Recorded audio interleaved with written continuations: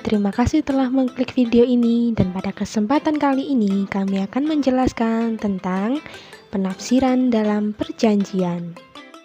Sebelum kita membahas presentasi kali ini, kami ingin memperkenalkan diri kami terlebih dahulu. Di sini ada 3 anggota. Pertama, Sheryl Gavrila Mangribet, yang kedua, Felix Yuwono, dan yang ketiga, Sheila Yuda Pradina. Kami merupakan mahasiswa Fakultas Hukum Universitas Katolik Widya Karya Malang.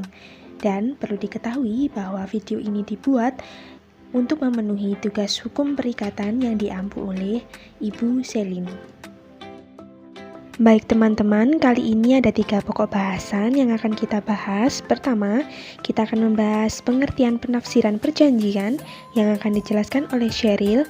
Yang kedua, pragmatisme dalam penafsiran dan sifat perjanjian yang akan dijelaskan oleh Sheila.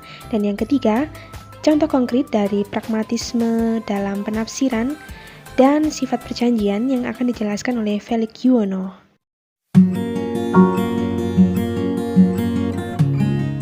Saya akan menjelaskan mengenai apa itu penafsiran perjanjian.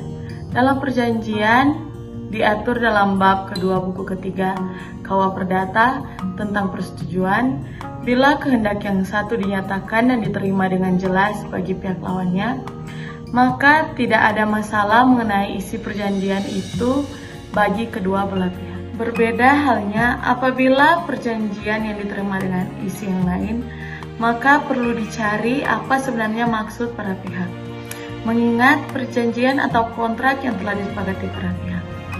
Kekuatan kontrak yang disepakati para pihak mengingat sesuai undang-undang terhadap mereka, yang dimaksud dengan maksud para pihak adalah tidak lain yang disepakati para pihak, karena sepakat adalah hasil pertemuan kehendak, maka dalam peristiwa itu sebenarnya yang dicari adalah yang disepakati para pihak, bukan yang disepakati atau yang dikehendaki oleh satu pihak saja.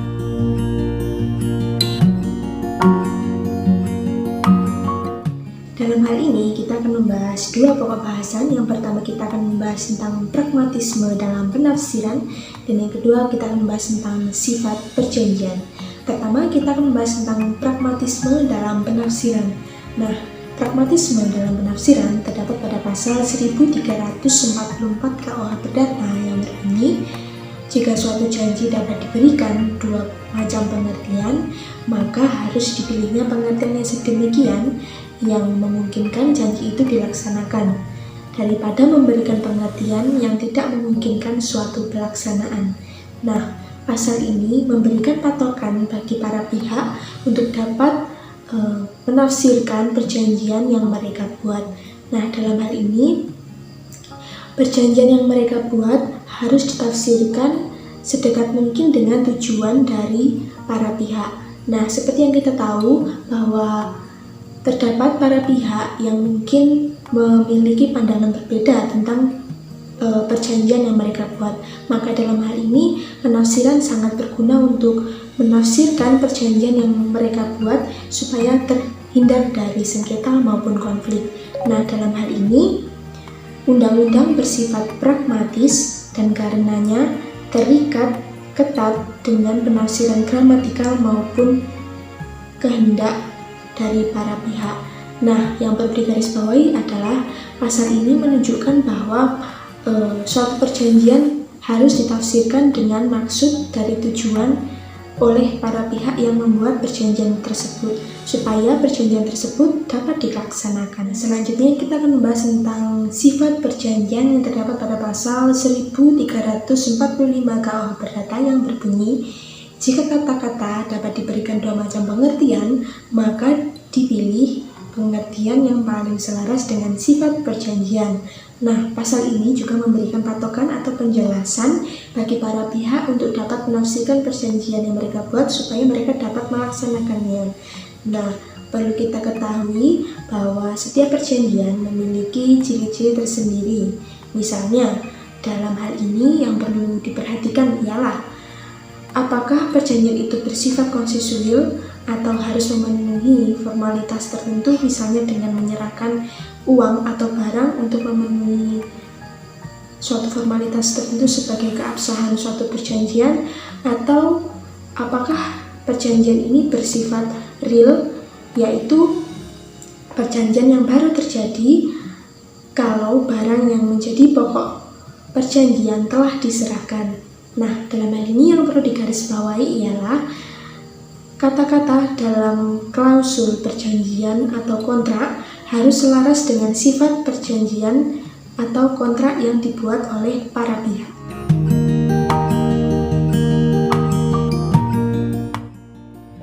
Setelah mendengarkan penjelasan dari dua rekan saya yang tadi, yaitu Sheryl dan Sheila, maka pada bagian yang ketiga ini saya akan menjelaskan apa saja contoh-contoh konkret dari pragmatisme dalam penafsiran sesuai yang tertuang dalam pasal 1344 Kitab Undang-Undang Hukum Perdata dan sifat perjanjian sesuai yang tertuang dalam pasal 1345 Kitab Undang-Undang Hukum Perdata.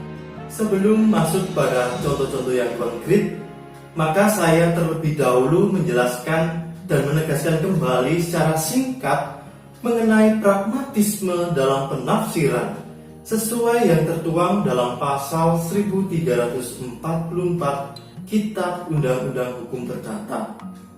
Perjanjian ditafsirkan dengan sedekat mungkin dengan maksud para pihak, baik diukur dari kehendak para pihak maupun diukur dari penerimaan masyarakat. Dalam hal ini, undang-undang bersikap pragmatis dan karenanya harus erat kaitannya dengan penafsiran gramatikal maupun maksud para pihak. Maka contohnya sebagai berikut. Misalkan saya mempunyai sebuah toko dan saya menjalin kerjasama dengan penyedia barang melalui perjanjian kerjasama. Maka di dalam klausul perjanjian tersebut tertuang sebuah kalimat, yaitu kerugian harus dilaporkan sesegera mungkin. Nah, sesegera mungkin itu maksudnya bagaimana? Maka akan ditafsirkan menurut gramatikal dan maksud para pihak. Jadi, kalau saya mengetahui keadaan barang tersebut dan saya mengalami kerugian, dan saya ketahui kerugian tersebut 2 hari kemudian. Nah, kata segera itu artinya apa? Maka kata segera adalah segera setelah diketahui. Segera setelah diketahui. Berarti saya telah mengetahui barang tersebut dan saya mengalami kerugian, maka saya segera melaporkan kepada pihak penyedia barang tersebut. Nah, itulah merupakan contoh konkret mengenai pragmatisme dalam penafsiran sifat perjanjian sesuai yang tertuang dalam pasal 1345 Kitab Undang-Undang Hukum Perdata. Pasal ini menentukan bahwa perjanjian harus ditafsirkan sedemikian rupa sehingga artinya paling selaras dengan sifat kontrak atau perjanjian tersebut. Maka dalam hal ini harus diperhatikan terlebih dahulu apakah perjanjian itu bersifat konsensual atau harus memenuhi formalitas tertentu, ataukah harus ada penyerahan barang atau uang sebagai syarat keabsahan perjanjian.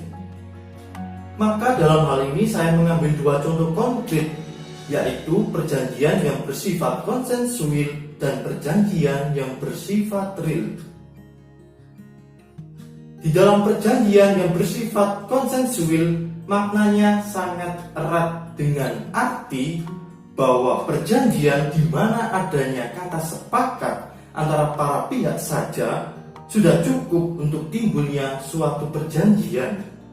Maka saya mengambil contoh perjanjian jual beli, di mana ada 2 pihak, yaitu pihak penjual dan pihak pembeli, yang akan membuat suatu klausul perjanjian, di mana dalam klausul perjanjian tersebut tertuang isinya, yaitu mengenai metode transaksi pembayarannya. transaksi harus dibayar dengan visa.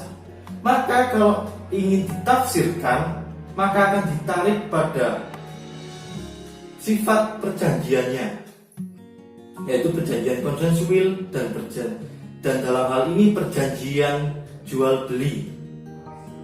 Maka yang dimaksud dengan visa adalah jenis kredit card dan bukan visa untuk surat izin ke luar negeri. Sedangkan perjanjian yang bersifat real maknanya sangat erat dengan arti bahwa perjanjian yang baru terjadi kalau barang yang menjadi pokok perjanjian telah diserahkan. Dalam hal ini saya mengambil contoh perjanjian utang piutang, di mana ada dua pihak, yaitu pihak kreditur dan pihak debitur. Maka dalam klausul perjanjian yang dibuat antara pihak kreditur dan pihak debitur tertuang utang piutang dengan bunga. Bunga di sini dapat diartikan sebagai kembang dan dapat pula diartikan sebagai rente atau tambahan uang pembayaran. Nah, kalau mau ditafsirkan, maka akan kembali kepada sifat perjanjiannya, yaitu perjanjian real, dan dalam hal ini perjanjian utang piutang. Jadi, karena perjanjian ini merupakan perjanjian utang piutang, maka perjanjian utang piutang tidak mungkin kata bunga itu ditafsirkan sebagai kembang. Akan tetapi harus ditafsirkan sebagai rente atau pembayaran tambahan uang atau tambahan uang pembayaran. Dengan demikian, itulah merupakan contoh konkret dari sifat perjanjian sesuai yang tertuang dalam pasal 1345 Kitab Undang-Undang Hukum Perdata.